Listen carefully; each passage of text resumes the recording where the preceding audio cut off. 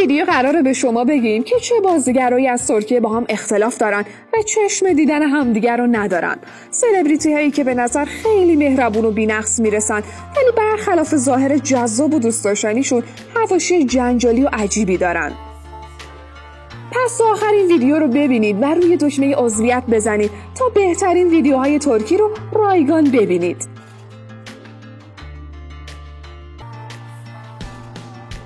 سرنای ساریکایا با سلن سویدور. ماجرا از اینجا شروع شده که وقتی سلن سویدور با تولگاهان سایشمان رابطش رو شروع کرد، سرنای شروع کرد به تهمت زدن به سلن. سرنای عنوان کرده بود که سلن تولگاهان رو از من گرفته در صورتی که با مردای متأهلی مثل مراد سوگلون رابطه داره. سلن در مقابل این حرفای سرنای چیزی نگفته بود تا زمانی که سرنای با مردی که 21 سال از اون بزرگتر بود رابطه برقرار کرد. بعد از باخبر شدن سلن از این رابطه متنی رو با این عنوان توییت کرد: خدای زیبای من، تو خیلی بزرگی، دیر یا زود چه خوب بدی ها رو نشون میدی. تا این مدت هیچ حرفی نزدم اما تو هیچ چیزی رو مخفی نگه نمیداری. این دو بازیگر شدیداً از هم متنفرن.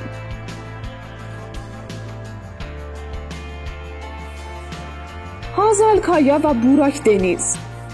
هازال کایا به خاطر غرور بیش از حدش همیشه مشکل ساز بوده. موقعی که هازال کایا با بوراک دنیز در سریال حکایت ما همبازی بود، بین اونا مشاجره سنگین ایجاد شد، در حدی که اونا توی پشت صحنه سریال سعی می‌کردن روبروی هم قرار نگیرن و چشم دیدن همدیگر رو نداشتن و فقط به خاطر اتمام سریال جلوی دوربین می‌رفتن. هیچ وقت ریشه این دعوا مشخص نشد، ولی خیلی علتش رو غرور بیش از حد هازال می‌دونن. بعد از اختلاف شدید این دو نفر، عوامل فیلمی یه جورایی به دو دسته بوراکی‌ها و هازالی‌ها تقسیم شدن و حتی نسرین جوادزاده هم به همین دلیل از سریال جدا شد.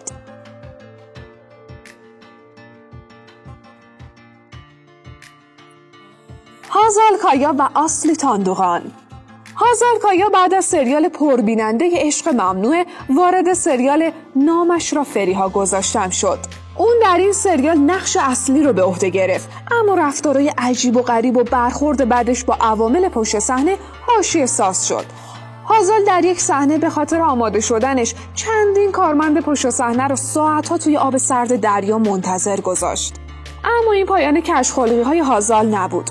اون فصل آخر یه سریال دیگر رو هم به خاطر حقوق و دستمزد نصف نیمه رها کرد و همه رو تو آنپاس گذاشت. اختلاف بین آسلی تاندوغان بازیگر با تجربه و محبوب با هازال کایا به همکاریشون در سریال عشق برمیگرده. این سریال شکست سنگینی رو متحمل شد و آسلی علتش رو از خود راضی بودن هازال بیان کرده. هازال توی پشت صحنه چندین بار خواسته عقایدش رو به آسلی تحمیل کنه و همین باعث مشاجره و اختلاف بینشون شده.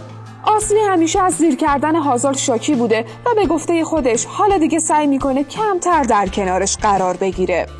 قبلا قرار بوده جای آسلی تاندوغان آسلیهان بازی کنه که در خبرها جایی گفته بود به دلیل بودن نام هازال کایا در لیست بازیگرها این پیشنهاد رو رد کرده. آسلی تاندوغان هم بعداً گفته بود آسلیهان واقعاً حق داشته. اون طی یه مصاحبه عنوان کرد هازال من رو خسته میکنه و واقعاً از خود راضیه. حالا این دو بازیگر با همدیگه روابط تیر و تاری دارن.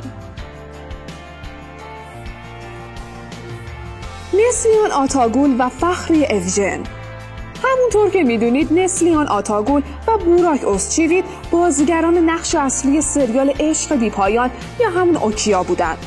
طبق اخباری که در زمان تصویربرداری‌های این سریال منتشر شد، این دو بازیگر موفق دچار اختلاف نظرایی در پشت صحنه شدند که به مشاجره بوراک و همسر نسلیان یعنی کادیر دوغلو کشیده شد. جایی نقل شده بود که بعد از یکی از صحنه‌های بوسیده شدن نسلیان به وسیله بوراک، کادیر عصبی شده بود و بوراک رو با مشت زده بود. اونا که در گذشته دوستای خوبی بودن، بعد از همبازی شدن بوراک و نسلیان قطع رابطه کردن و حتی توی مراسم عروسی همدیگه هم شرکت نکردن. این اختلاف به فخری اوژن همسر بوراک هم منتقل شد. البته به نظر میرسه که این روزا این زوجها در تلاشن تا اختلافاتشون رو با همدیگه کنار بذارن.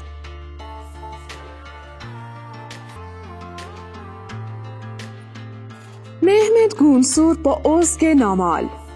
مهمت دمت توی مصاحبه اعتراف کرد که یه همبازی خانم داشته که وقتی صورتش رو هم میدیده عصبی میشد و به شدت ازش متنفره. بعد از کمی کندوکاو معلوم شد منظور مهمت ازگه نامال بوده. ریشه این تنفر صحبت‌های ازگه به مهمت در پشت صحنه فیلم سینمایی به استانبول بگویید بوده. از قرار معلوم ازگه مهمت رو تازه کار خونده و سرش داد کشیده و همین هم باعث تنفر شدید مهمت از ازگه شده.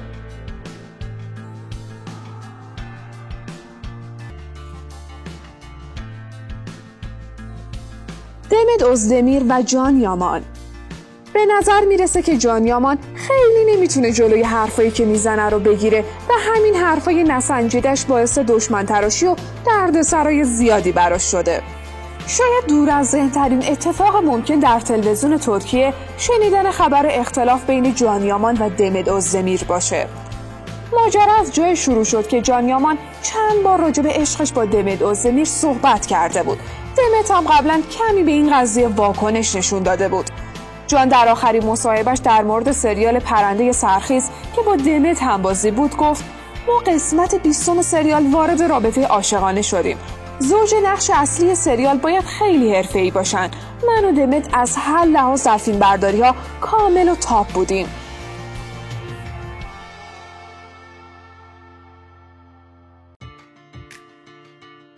این صحبت‌ها باعث ناراحت شدن دمت اوزدمیر شده بود. دمت هم از طریق مدیر برنامه‌هاش به جان هشدار داده بود که در مورد من صحبت نکن. جان یامان و سلن سویدور.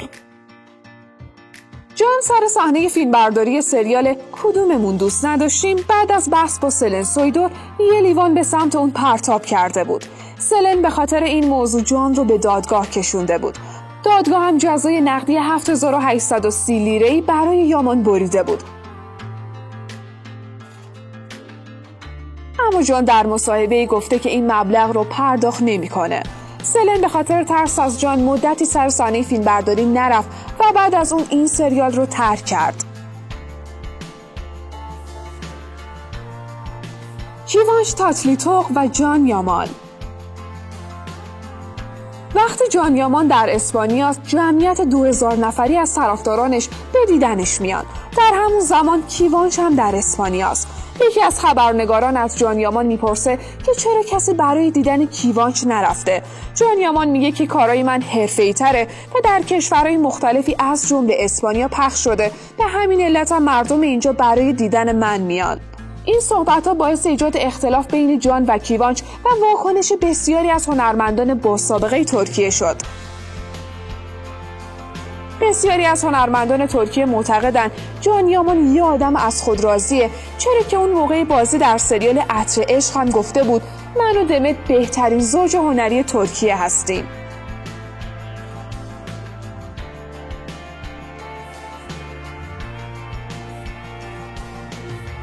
نورگل یشیلچای و ارکان پتکایا. ماجرا به همبازی بودن ارکان و نورگل در سریال گوزل برمیگرده. ارکان از اینکه او و نورگل جلوی دوربین همدیگر عاشقانه بوس کنن امتناع میکنه و معتقده فقط کسانی باید همدیگر رو ببوسن که رابطه احساسی داشته باشن. ولی نورگل معتقد بوده که اونا فقط بازیگرن و باید کارشون رو انجام بدن. این اختلافات تا جایی پیش رفت که نورگل از ارکان در دادگاه شکایت کرد و اون رو متهم به داشتن نیت بد به خودش کرد.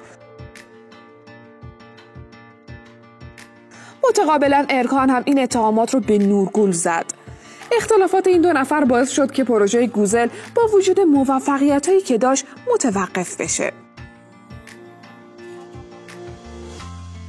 به نظرتون دلیل این همه اختلاف چیه؟ آیا همون چیزی که توی سریالا باعث اختلاف میشه در دنیای واقعی بازیگرای ترک هم دردسرسازه؟